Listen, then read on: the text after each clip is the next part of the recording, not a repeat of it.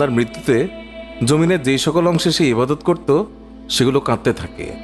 আকাশের যেই সকল দুয়ার দিয়ে তার নেক আমল উপরে উঠত সেই সকল দুয়ার তার জন্য কাঁদতে থাকে। যেই দরজা দিয়ে তার রিজিক নেমে আসতো সেই দরজাও কাঁদে। আকাশ জমিনের এই ক্রন্দন দীর্ঘ 40 দিন পর্যন্ত অব্যাহত থাকবে। মালাকুল মউত যখন তার আত্মা কবজ করে নেয় তখন তার দেহের হেফাজতের জন্য সেখানে 500 ফেরেশতা দাঁড়িয়ে থাকে।